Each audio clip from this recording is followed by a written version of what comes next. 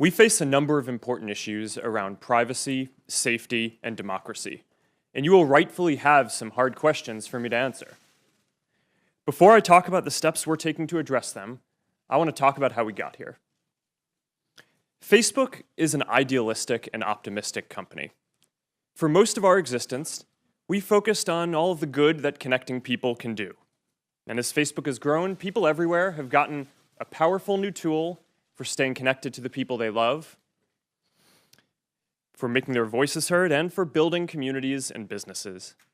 Just recently, we've seen the Me Too movement and the March for Our Lives organized, at least in part, on Facebook. After Hurricane Harvey, people came together to raise more than $20 million for relief. And more than 70 million small businesses use Facebook to create jobs and grow. But it's clear now that we didn't do enough to prevent these tools from being used for harm as well. And that goes for fake news, for foreign interference in elections, and hate speech, as well as developers and data privacy. We didn't take a broad enough view of our responsibility, and that was a big mistake. And it was my mistake, and I'm sorry. I started Facebook, I run it, and I'm responsible for what happens here. After more than a decade of promises to do better, how is today's apology different? And why should we trust Facebook to make the necessary changes to ensure user privacy and give people a clearer picture of your privacy policies? Thank you, Mr. Chairman. So we have made a lot of mistakes in running the company. I think it's pretty much impossible, I believe, to start a company in your dorm room and then grow it to be at the scale that we're at now without making some mistakes. And because our service is about helping people connect and information, those mistakes have been different in how we try not to make the same mistake multiple times, but in general, a lot of the mistakes are around how people connect to each other just because of the nature of the service. Overall, I would say that we're going through a broader philosophical shift in how we approach our responsibility as a company.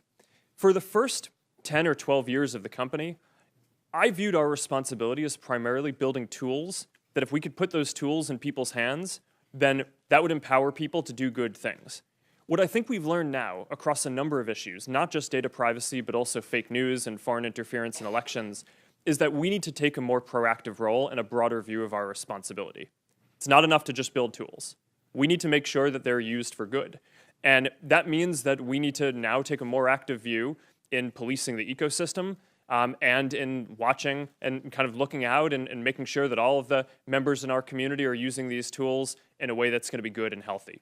So at the end of the day, this is going to be something where people will measure us by our results on this. It's not that I expect that anything I say here today to necessarily change people's view, but I'm committed to getting this right, and I believe that over the coming years, once we fully work all these solutions through, people will see real differences. Facebook's been served with subpoenas from the special counsel Mueller's office. Is that correct? Yes. Have you or anyone at Facebook been interviewed by the special counsel's office? Yes. Have you been interviewed? I have not. I have not. Others have. I believe so, and I want to be careful here because that our work with the special counsel is confidential, and I want to make sure that in an open session I'm not revealing something that's confidential. I understand. That's why I made clear that you have been contacted, you have had subpoenas. Actually, let me clarify that. I actually am not aware of a subpoena. I believe that there may be, but I know we're working with them. Thank you. Your Chief Operating Officer, Ms. Sandberg, suggested on the NBC Today show that Facebook users who do not want their personal information used for advertising might have to pay for that protection, pay for it.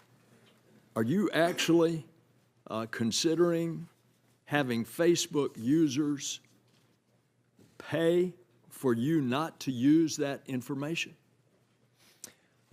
Senator, people have a control over how their information is used in ads in the product today. So if you want to have an experience where your ads aren't targeted using all the information that we have available, you can turn off third-party information. What we've found is that even though some people don't like ads, people really don't like ads that aren't relevant. And while there is some discomfort, for sure, with using information in making ads more relevant, the overwhelming feedback that we get from our community is that people would rather have us show relevant content there than not. So we offer this control that you're referencing. Some people use it. It's not the majority of people on Facebook. And I think that that's a good level of control to offer. I think what Cheryl was saying was that in order to not run ads at all, we would still need some sort of business model.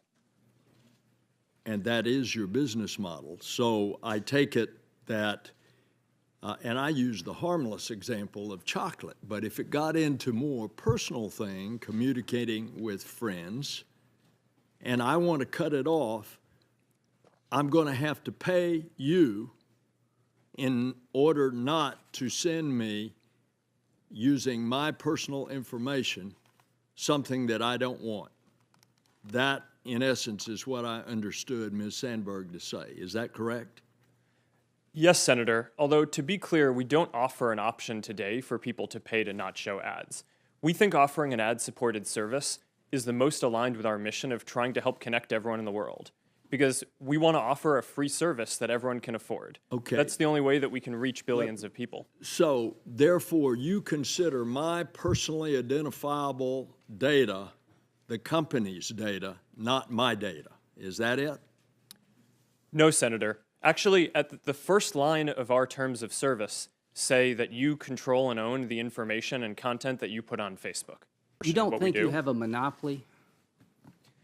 It certainly doesn't feel like that to me.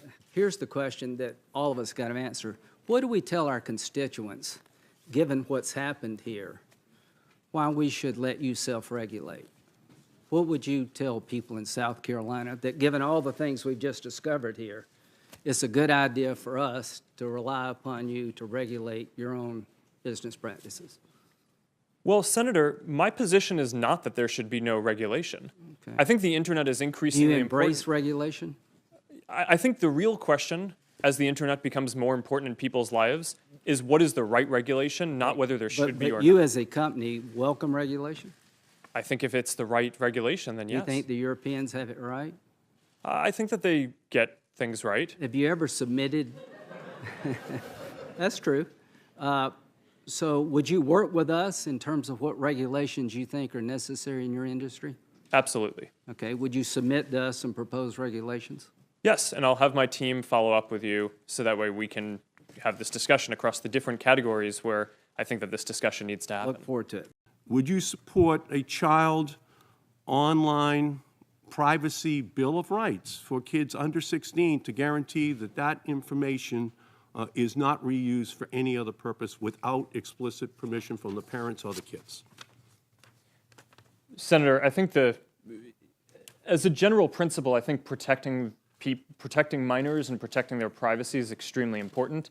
And we do a number of things on Facebook to do that already, which I'm happy to get into. And I if appreciate it. that's I'm helpful. talking about a law.